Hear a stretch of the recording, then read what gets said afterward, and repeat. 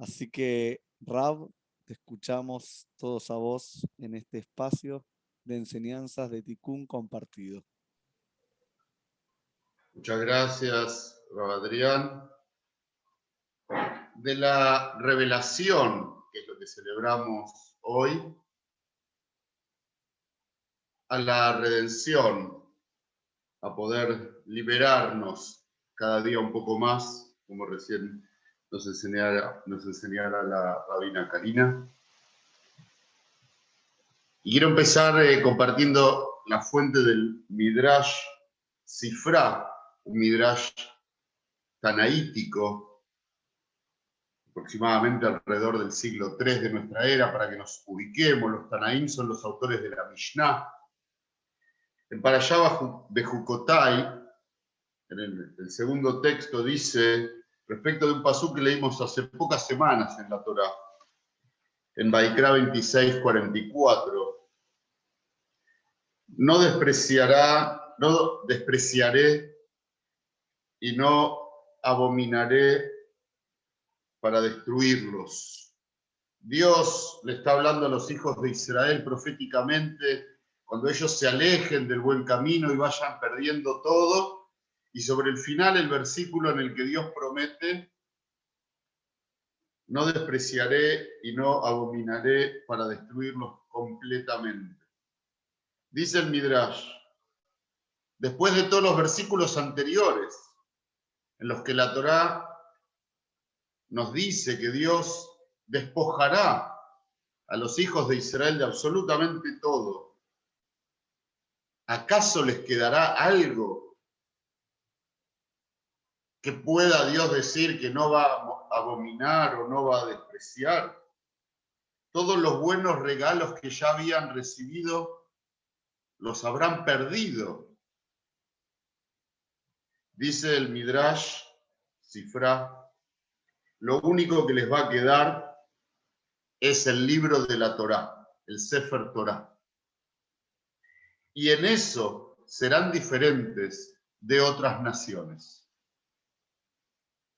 Los invito a que salgamos de la literalidad, de la metáfora, y dejemos de pensar en la Torá como el Pentateuco, el primer libro de la Biblia, y pensemos en la Torá, como indica su palabra, como Orá, como la enseñanza, como la cultura judía, que podamos traducirlo en un lenguaje universal a la cultura, a los pensamientos, lo aprendido, lo que sabemos, lo que generamos viviendo en comunidad, en sociedad.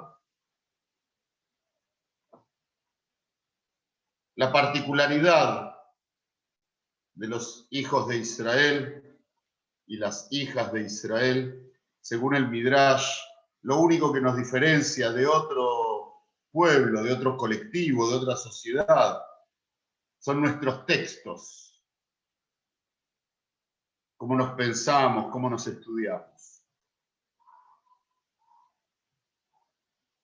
No podemos redimirnos como judíos, sino volviendo a nuestra Torá, a nuestros textos. Cuando hayamos perdido todo, cuando nos hayamos alejado, abandonado todos los caminos, lo único que nos quedará, dice el Midrash, son nuestros textos. El Talmud, en el tratado de Abodá Zará, de idolatría, página 3, folio A, nos trae una baraita, una Mishnah apócrifa, también una fuente de la época de los Tanaim, que es una de las opiniones que hay en el Talmud respecto de este ejercicio que intentábamos empezar de universalidad. Y nos dice que Rabbi Meir solía decir, ¿de dónde sabemos que aún un idólatra que se ocupa de la Torá es como el Cohen Gadol, como el sumo sacerdote? Se pregunta Rabbi Meir cuál es la fuente para sostener su opinión, que no es la de todos, en el Talmud, que un idólatra que estudia Torá, que se acerca a la sabiduría, incluso a la sabiduría judía, alcanza niveles como el sumo sacerdote, el Cohen Gadol. Dice, lo aprendemos del versículo en Levítico 18:5, donde nos dice, Ayer Yease Otam a Adam, que las va a hacer a ellas la persona. Está hablando de los Jukim y los Mishpatim, las reglas y las normas. Bajai Baem, y vivirá en ellas. Dice Levítico, las va a llevar a cabo la persona, Adam. Dice Rabbi Meir, no está escrito sacerdotes ni levitas, ni siquiera israelitas o hijos de Israel, sino que dice Adam, el ser humano, todos hijos del mismo Adán. De aquí debemos aprender que aún un idólatra pagano que sirve a otros dioses y se ocupa de la Torá, debemos considerarlo del mismo nivel que el Cohen Gadol, que el sumo sacerdote. Tan fuerte es para el Talmud, para Rabbi Meir de la Mishnah, en este caso de la Baraita, el poder de acercarse y estudiar Torá, que nos coloca, incluso si fuéramos no judíos idólatras, no servidores del monoteísmo, ni del Dios de Israel, en el nivel del sumo sacerdote.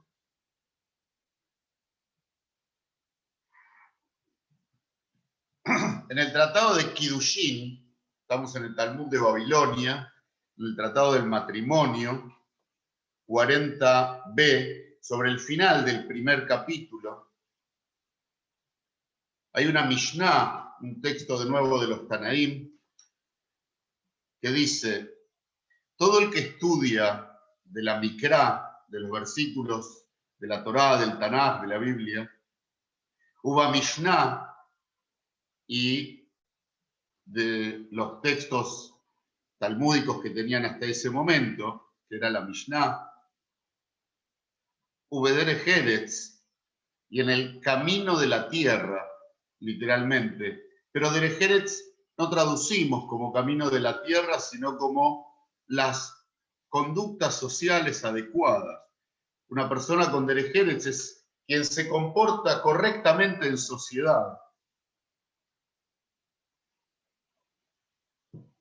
Dice entonces el texto del Talmud, todo el que se ocupa de estudiar el texto bíblico y sus interpretaciones talmúdicas, que era la biblioteca judía hasta el momento, o podríamos actualizarlo y decir, todo el que se ocupa de leer los textos y sus continuaciones e interpretaciones a través de los tiempos, y se conduce correctamente con sus congéneres, no errará rápidamente. Por el hecho de estudiar los textos primarios y los textos que se van construyendo en el tiempo y con una conducta social básica, civilizada, amable, ya es suficiente para estar protegido de no errar el camino. Y él lo aprende de un versículo, el texto lo trae de un versículo de Coelet, Eclesiastés, en 4:12, donde dice que el hilo triple no se corta rápidamente. Esta soga conformada por 3 hilos, trenzada, que dice el libro de Coelet, el libro de Eclesiastés, de nuestra Biblia, interpreta la Mishnah, que es el estudio de los textos fundamentales, el estudio de los textos interpretativos a través del tiempo y una buena conducta social. Esos son los 3 hilos que trenzados formarán una soga que no es fácil de cortar. Y sin embargo, termina la Mishnah diciendo, el que no se dedique a estos estudios y a esta buena conducta, por el contrario, no formará parte del asentamiento, del poder asentarnos como humanidad y estar. Lo contrario sería lo opuesto a la civilización, la autodestrucción. La Mishnah de alguna manera nos dice, para no errar el camino, pero para que el mundo exista, necesitamos poder estudiar los textos fundamentales, estudiar los textos de interpretación a través de los siglos y tener una conducta amable, correcta, amena con nuestros vecinos. Y con eso nos aseguramos ir por un buen camino y no matarnos entre nosotros. Han pasado algunos milenios desde este texto y todavía nos seguimos matando. Sobre esto dice el Talmud, en la misma página de Kiddushin 40b, que ya Rabbi Tarfón y los ancianos se encontraban reunidos en el altillo de Natza, de un señor que tenía una casa con un altillo, en el cual se reunieron Rabbi Tarfón con los ancianos en la ciudad de Lod, en Israel. Y ahí hicieron la pregunta que antes citaba el rabino Diego. ¿Qué es más importante? ¿Talmud o Maaseh? ¿El estudio o la práctica? Una pregunta clásica. Una pregunta absolutamente teórica, porque estudiamos para practicar, pero no podemos practicar sin conocimiento. Entonces, quien no sabe la diferencia entre lo correcto y lo incorrecto, poco podrá practicar el bien. Pero por el otro lado, quien se dedica a estudiar únicamente y nada practica, ¿para qué nos sirve esa intelectualidad abstracta? Un dilema clásico, un dilema que no se resuelve tan sencillo, porque el Talmud trae 3 respuestas. Una pregunta, 3 respuestas. La primera parte es una discusión y la última una trampa. Contestó Rabbi Tarfón y dijo, más importante son las acciones, Maaseh, la práctica. Aunque todos recordamos que en la Mishnah en Pirkei Avot, en la ética de nuestros padres, está dicho que el ignorante no puede ser justo, no puede ser correcto, que el que no sabe no puede temer al error. Sin embargo, Rabbi Tarfón, en esa reunión en el altillo, en la ciudad de Lod, según el Talmud, dijo, la práctica es lo más importante. Rabbi Akiva se sienta al frente y dice, no. Rabbi Akiva dice, el estudio es más importante. Por ahora tenemos un empate. Pero la pregunta de trasfondo es, ¿qué es el fin y cuál es el medio? Esa es la pregunta. ¿El estudio es solamente un medio para llegar a un fin, que es comportarnos de buen modo?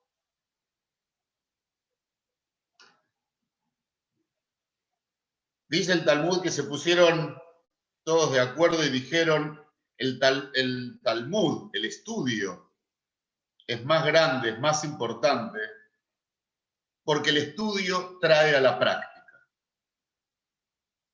Por eso digo que es una respuesta tramposa. Dice, bueno, es más importante el estudio pero porque el estudio deviene en un buen comportamiento. Pareciera que el estudio, entonces, es un medio. Sin embargo, les recuerdo el Midrash en el Sifrá que nos decía que cuando se hayan comportado mal y hayan perdido todo como castigo divino, lo único que les va a quedar es el texto. Entonces, pareciera no ser un medio. Sin embargo, acá llegan a acordar que el estudio es más importante porque genera la práctica. Y uno escucha el por qué y se imagina que entonces es un medio el estudio. Yo los quiero invitar a que cambiemos la lógica y digamos a qué tipo de estudio nos estamos refiriendo, que es un fin en sí mismo, que es lo único que nos va a quedar, que como enseñaba Karina, es lo que nos va a liberar y que como consecuencia colateral nos va a permitir las buenas acciones. No como fin, sino como consecuencia.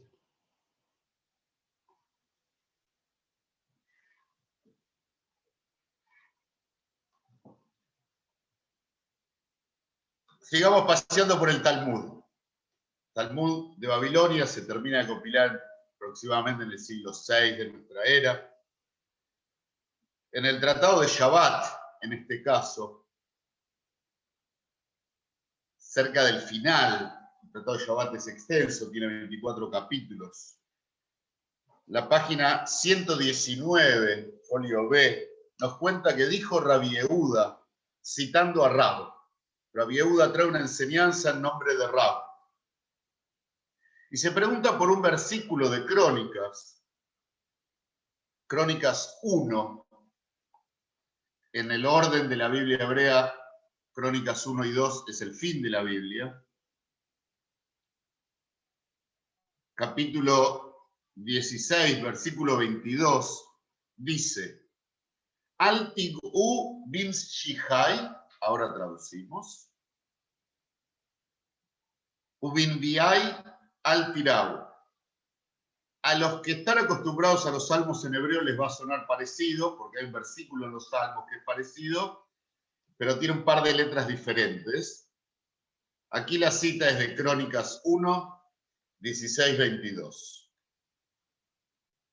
Al Tigau, no toquen, en tanto no golpeen, no hagan una herida, no toquen. Bim Shihai, a mis Meshihim de Mashiach, a mis ungidos. No toquen a mis ungidos. Ubin Biai, de Naví, profeta, y a mis profetas, al Tirau, no les hagan ra, no les hagan mal. Otra vez, el versículo dice, no toquen a mis ungidos y a mis profetas no les hagan mal. Dijo Rabbi Yehuda en nombre de Rab, este versículo debe leerse así. No toquen a mis ungidos son los niños de las casas de estudio. ¿Quiénes son los ungidos? Los pequeños que van a estudiar. Y a mis profetas no les hagan mal, dice, esos son los Talmidei Jajamim, plural de Talmid Jajam. Literalmente Talmid es alumno, Jajam es sabio. En nuestra tradición, en el Talmud, no llamamos sabios a los sabios. El grado máximo que se puede aspirar ya no es el de sumo sacerdote después de la destrucción del templo, sino el de Talmid Jajam, un alumno sabio. No hay mayor galardón en nuestra cultura que el del alumno sabio. No hay sabios, hay alumnos sabios. Todos somos alumnos. Algunos son sabios y otros seguimos estudiando, tratando de aprender un poco más. Volviendo, Rabbi Yehuda dijo en nombre de Rab, este versículo debe leerse así: no toquen a mis ungidos, a los niños que están estudiando, y no le hagan mal a mis profetas, a mis sabios. Linda enseñanza. Los niños como ungidos, los sabios como profetas, no deben ser mancillados, agredidos, golpeados. Sigue el Talmud contándonos de otros sabios. Rish Lakish, un amigo, uno de esos sabios del cual nos hacemos amigos. Dijo Rish Lakish en nombre de Rabbi Yehuda, el príncipe: el mundo no se sostiene sino por el aliento de los niños que están estudiando. Es muy conocida esta frase, y la que viene también, pero veámosla en el contexto talmúdico. Démosle unos minutos. El mundo se sostiene por el aliento de esos niños que están estudiando Torá. Algo que podríamos decir un aire de lo más intangible que tenemos en nuestro mundo material. Eso es lo que sostiene que el mundo no desaparezca. ¿Y cuánto entienden esos niños? Parece que no es central. Le dijo Rapapa a Abaye a partir de este dictamen de Rish Lakish: vos y yo, entonces, ¿qué hacemos? Si el mundo se sostiene por el estudio de los niños, vos y yo, dos grandes maestros, estamos perdiendo el tiempo. ¿Qué vinimos a hacer? ¿Que nuestro estudio es de inferior calidad que el de los chicos? Le contestó Abaye a Rapapa a este cuestionamiento: no se asemeja el aliento que exhalan al estudiar los niños al nuestro. El nuestro tiene pecado, el de ellos no. Y aquí ya empezamos a escuchar a Abaye decirnos que lo que importa de esos niños que están estudiando es que no han experimentado el error, el mal camino, la malicia, sino que desde esa pureza infantil estudian. No importa tanto cuánto saben o cuánto entienden, sino que en su estudio hay una suerte de no haber llegado a obrar mal sabiendo. En cambio nosotros somos más grandes, somos eruditos, Talmidei Jajamim, alumnos sabios, pero somos humanos, y cuando cerramos los textos en nuestra vida cotidiana, también nos equivocamos. Y vuelve en el texto Rish Lakish con otra frase también muy conocida, que nos dice Rish Lakish en nombre de Rabbi Yehuda el príncipe nuevamente: no le impedimos a los niños su estudio, ni siquiera para construir el Beit HaMikdash, el santuario, el gran templo de Jerusalén, la casa de Dios. Recordemos la metáfora de nuestros maestros de la era mesiánica, revivirán los muertos, no habrá envidia ni odio, no habrá guerras ni enfermedad, la comida alcanzará para todos, transformaremos nuestras armas en herramientas productivas para generar alimentos. Y una de las metáforas más conocidas, de los símbolos más claros de ese tiempo, sin odio, sin envidia, sin guerra, viviendo todos como una gran familia, es la construcción del templo de Jerusalén, la casa de Dios. En un mundo futuro ideal, en esa utopía de redención, el símbolo mesiánico de construir la casa de Dios sigue siendo, según Rish Lakish, el nombre de Rabbi Yehuda al Príncipe, secundario al estudio de los niños. Hay algo que es más potente que esa concreción de ese mundo ideal, que la casa de Dios, que es ese aliento de los niños que están estudiando. Que como veíamos de Abaye, estudian sin haber llegado a cometer errores conscientes como nosotros los adultos.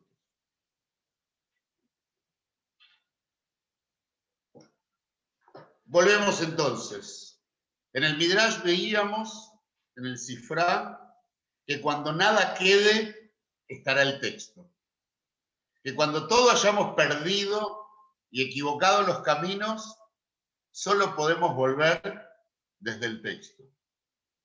En el Talmud, en Abodá Zará, Rabbi Meir nos decía acercarnos al estudio del texto de la Torá, de la cultura de nuestros mayores. Incluso para un idólatra lo pone en el nivel del sumo sacerdote. No hay nada más grande, más importante que esto. Sin embargo, el dilema, ¿no?, que encontrábamos en el tratado de Kiddushin, en aquel altillo. Rabbi Tarfón decía, la práctica es más importante, Rabbi Akiva, el estudio es más importante. Llegan a la conclusión, un estudio tal que genere prácticas. ¿De qué prácticas hablamos? Ese párrafo talmúdico viene detrás de una Mishnah que nos decía estudiar la fuente, estudiar las interpretaciones en el tiempo y conducirnos amablemente con nuestros vecinos. No dar vuelta al mundo, no horas de rezo, no construir catedrales. La buena y sana convivencia con nuestros vecinos. Y a partir de ahí llegamos a nuestro texto en Shabbat, Talmud en Tratado de Shabbat. Y ahí veíamos, no toquen a mis ungidos y no le hagan mal a mis profetas. Y ahí decíamos que los ungidos eran los niños que estudiaban y los profetas los sabios. Rish Lakish nos dijo, el mundo se sostiene por ese aliento de los niños. Ni siquiera los interrumpimos para construir la casa de Dios en tiempo mesiánico. Abaye le enseñó a Rav Papa, estudian con pureza, no llegaron a equivocarse adrede. Sobre este párrafo del Talmud hay un texto del Rif. Para ubicarnos, el Rif es uno de los primeros Rishonim, hay quienes dicen que son de los últimos Geonim, no los quiero volver locos con tecnicismos. Un grande de la exégesis talmúdica que fundamentaba la halajá, la práctica judía en su tiempo, sefaradí, del Magreb, del norte de África. Nació en Argelia, estudió en Túnez. El Rif, el Alfasi, uno de los grandes exégetas del Talmud, con búsqueda práctica. Hay un Rif muy extenso muy hermoso, pero no nos va a dar el tiempo. Así que voy a tomar un extracto para compartir con ustedes. Y él se pregunta sobre este texto talmúdico, ¿por qué mis ungidos son los niños que estudian? Meshihai son los niños que estudian. Y Neviai, mis profetas, son los sabios. Dice el Riva así, ¿y por qué a los niños hay que no tocarlos y a los sabios hay que no hacerles mal? ¿Cuál es la diferencia? Dice el Rifa así, no toquen a mis ungidos, sean cuidadosos, no manden su mano a ellos, no les hagan daño. Son los niños que se dedican a estudiar. No tienen mucha comprensión de lo que están estudiando. No entienden mucho. Son niños, están empezando a estudiar. Lo que tienen es el aliento que sale de su boca, el siaj, la sijá, lo que hablan. Y por eso juega con la palabra meshihai, con el siaj. Las letras del medio de mis ungidos son las letras siaj, sijá, lo que hablan. Mis ungidos son esos que hablan mi texto, aunque mucho no lo entienden. Por eso dice, no les vayan a hacer daño. No están fuertes en la comprensión del texto. Son niños, son débiles, no los toquen. Ellos ungen sus labios con las palabras, son mis ungidos. Por eso los llama los ungidos. Y siendo que son pequeños, el mínimo toque que les puedan hacer los va a dañar.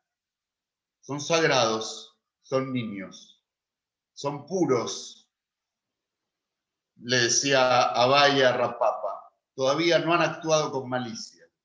Lo que tienen es el aliento con el que untan sus labios.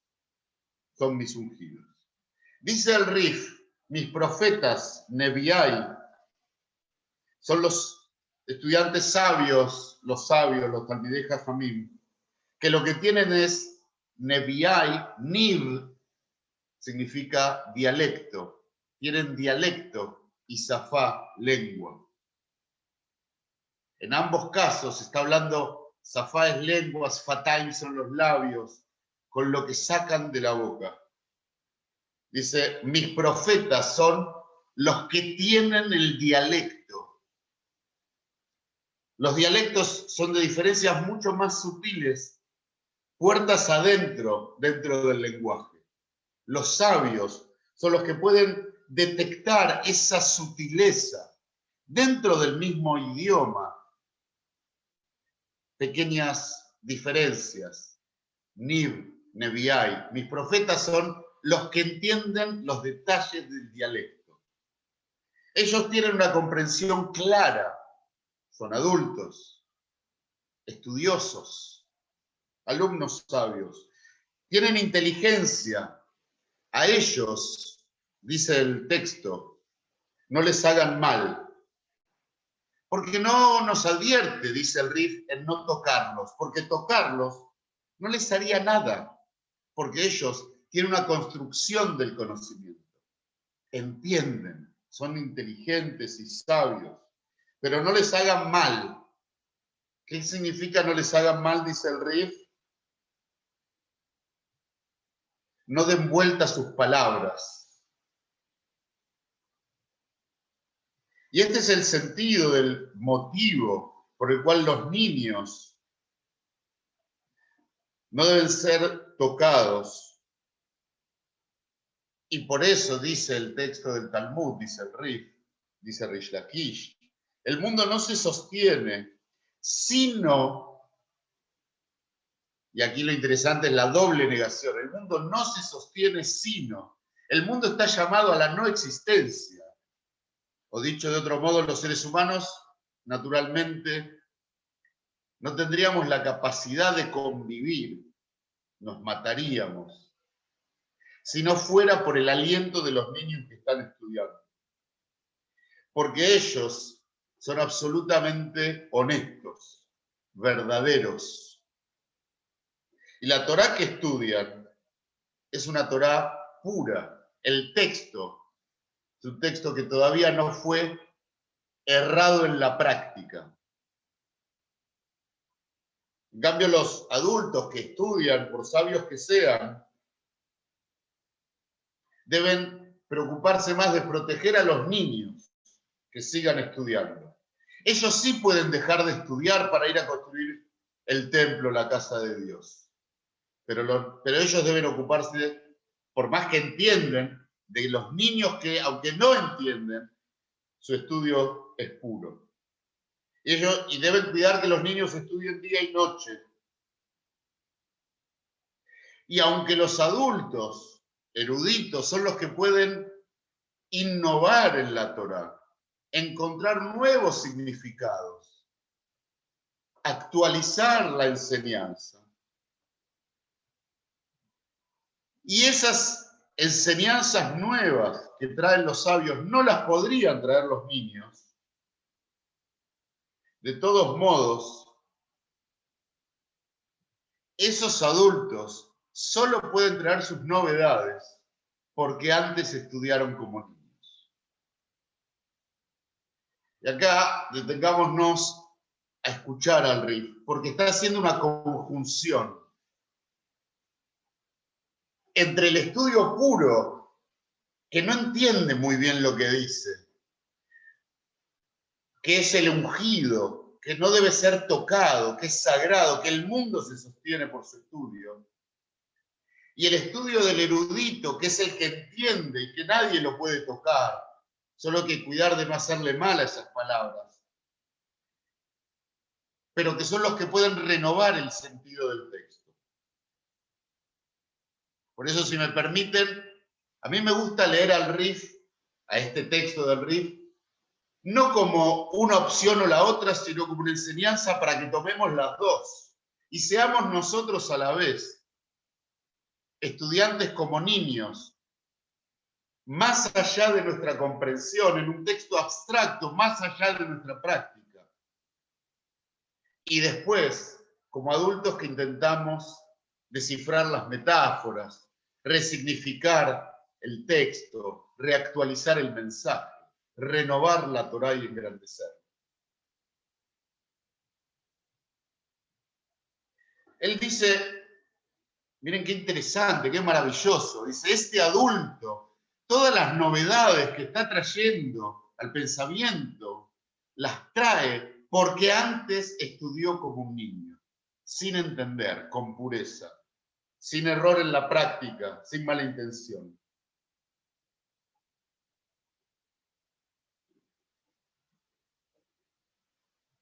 Dice, porque no hay otro modo de empezar a estudiar que desde el desconocimiento.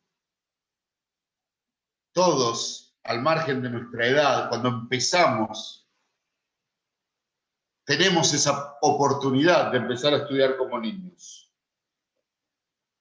Y después, ya conscientes, ya habiendo comprendido, tendremos también conciencia de nuestros errores, de nuestras malas elecciones, de nuestras sombras, de nuestra humanidad. Porque no hay quien, habiendo estudiado y siendo consciente, dice el Rif, no hay humano que se salve y que su Torá sea completamente limpia y traslúcida.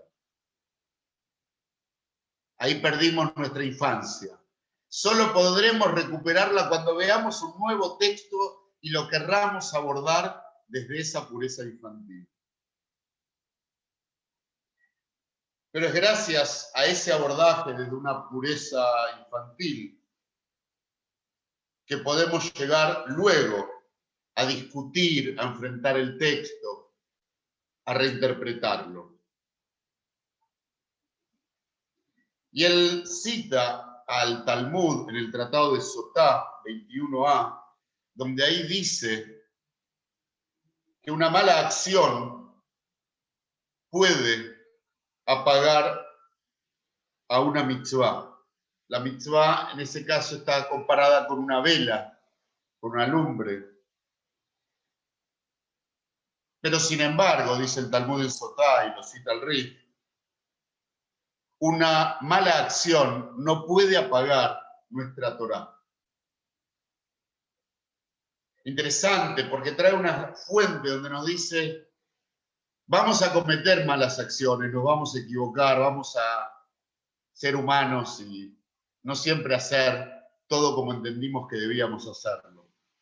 Y eso puede mellar nuestras mitzvot, nuestras buenas acciones, pero no puede mellar nuestro estudio de la Torá. Un poco lo que decía de alguna manera el Sifrá, cuando nada quede, quedará el texto. Porque la Torá, el texto, lo que estudiamos, siempre tendrá un costado absolutamente puro, que ninguna mala acción podrá torcerlo, el que habremos estudiado como niños, el que sostiene al mundo. El mundo no se sostiene por nuestro estudio de Torá erudito en la reinterpretación de los textos. El mundo se sostiene por nuestro estudio de Torá puro, infantil, utópico, más allá de la praxis. Ese estudio de Torá que nos va a conmover y de alguna manera nos va a transformar. Y entonces, sin vínculo con él y como acción secundaria, se verán transformadas nuestras acciones, nuestros maasim, nuestras prácticas. Ya que hablamos de Rish Lakish y que me quedan unos minutos, nuestra amada Menajot 99, final de A y principio de B, el Talmud de Babilonia en el Tratado de Menajot 99, final, pero principalmente al principio del B. Dijo Rish Lakish, hablando justamente de las tablas en las que estaban escritas las 10 frases que hoy conmemoramos y celebramos, dijo Rish Lakish, para mí hay veces, el Torah, que la anulación de la Torah, Seu y Esodá, es su fundamento. No me digan a mi reformista, es Rish Lakish en el Talmud de Babilonia. Otra vez, hay veces que anular a la Torá es el mismo fundamento de la Torá. Les digo la frase al revés. Hay veces que el único fundamento posible de la Torá es ir en contra de la Torá, es anularla, es violarla. Y Rish Lakish también se lava las manos, porque él cita un versículo, Éxodo 34:1. Dios le dice a Moshe, andá y buscate piedras para hacer otras tablas como las primeras ayer Shivarta, que rompiste. Dice Rish Lakish en el Talmud, no leas ayer Shivarta, que rompiste, que suena a queja. Dios diciéndole, bueno, vamos a hacer otra como las que rompiste. No, dice Rish Lakish. Dios le dijo a Moshe, y ayar kojajá Shivarta. Muchas gracias que las rompiste. Dice Rish Lakish, por eso aprendimos que Dios mismo le agradeció a Moshe romper las primeras tablas, porque sin ellas no hubieran habido segundas tablas. Hay muchas interpretaciones a este texto. Este es uno. Gracias a que se rompieron las primeras tablas, Moshe volvió a estar 40 días y 40 noches estudiando Torá con Dios y se engrandeció la Torá. Cuando ya recibimos la Torá y la tenemos y es nuestra, es tiempo de romperla para tenerla de nuevo, pero ya segunda, distinta, siempre actual, siempre eterna. A continuación, en la misma hoja, unas líneas más adelante, nos cuenta que se estudió en el Beit Midrash, en la casa de estudio de Rabbi Ishmael. Las palabras de Torá no deben estar sobre vos como una jobá, como una obligación. ¿Cuántas veces escuchamos la tzeti edei jobá, cumplir con la obligación? Hice lo que debía hacer. Ya cumplí. Enseñaron en el Beit Midrash de Rabbi Ishmael, de la época de Rabbi Akiva, que las palabras de nuestras enseñanzas no deben estar sobre nosotros como obligación, como que hay que cumplir, como que es un mandato del cual quiero terminar de hacer lo que debo hacer. Un dictum, una ley que me obliga o que me prohíbe. Dice, en la casa de estudio de Rabbi Ishmael decían, no, eso no se puede, eso no es Torá. Por el otro lado, no tenés permitido liberarte de ellas. Siempre que estés estudiando, estás en el camino. No hay una obligación. Siempre que estés estudiando, y estudiando de este modo, un modo en el que cuando nada quede, quedará el texto, un modo en el que se une el estudio con el estudio de la interpretación, con una buena convivencia, un estudio en el cual vamos a buscar ser niños y ser sabios a la vez, ser puros en el estudio, pero a la vez buscar la renovación del texto. Un estudio que sea lo principal y no un medio, pero un estudio que sea transformador y que por ende nuestras acciones sean mejores. Rabbi Menachem Mendel de Kotzk, el Rebbe de Kotzk, una Hasidut muy especial, un Rebbe muy particular, decía, estoy en tiempo y me da pena no pasarme, todos se pasaron, así que voy a decir otra del Rebbe de Kotzk antes. Se cuenta que el Rebbe de Kotzk, ya grande y Rebbe, viajó a su ciudad natal y fue a agradecerle al maestro que le enseñó el Aleph Bet, el alfabeto. Porque gracias a vos, le dijo, pude estudiar todos los textos y después convertirme en alguien que se dedica a estudiar. Otros maestros se pusieron celosos. Le dijeron, nosotros también te enseñamos muchas cosas. ¿Por qué no nos agradeciste? Y el Rebbe de Kotzk le dijo, porque él me enseñó el alfabeto. Y ahí no hay soberbia. No me enseñó grandes elucubraciones e interpretaciones. Me enseñó algo sencillo, humildemente. Y en lo que él me enseñó no hay muchas discusiones. La B es una B y la A es una A. Y eso está bien. Ustedes ya me enseñaron su Torah. Y ahí ya se me mezcla con lo que ustedes sentían y las interpretaciones y es un poco más complicado. Esa pureza de la búsqueda en el estudio que nos transforma. El Rebbe de Kotzk decía, hay quienes enseñan Torah e intentan que quienes los escuchan lleguen al séptimo cielo. Yo, el Rebbe de Kotzk, Rabbi Menachem Mendel, enseño Torah para que el que me escucha, para llegarle a él, para llegarle al ombligo. No para elevarnos en cosas metafísicas, es que estudiamos Torah. Estudiamos para volver a aquello que nos unía con lo más primigenio, con la vida, de donde venimos, para volver a ser puros, para renovar inteligentemente el texto, pero desde un lugar bastante más simple, que nos transforme, para ser, cuando cerramos el texto, un nuevo ser que pueda encarar un poco mejor la vida. Muchas gracias. Bueno, muchas gracias, Dami, Jacoba.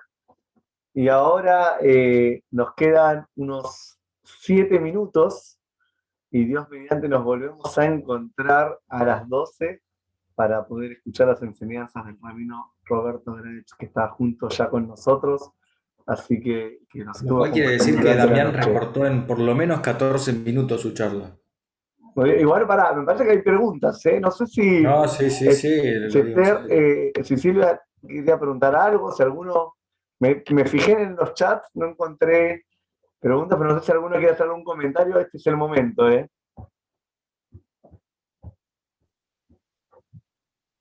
Nos vemos en unos minutos. Recreíto breve Nos vemos. para la última charla y después 10 mandamientos. 5 minutos tenemos, así que 5 minutos y nos volvemos a encontrar.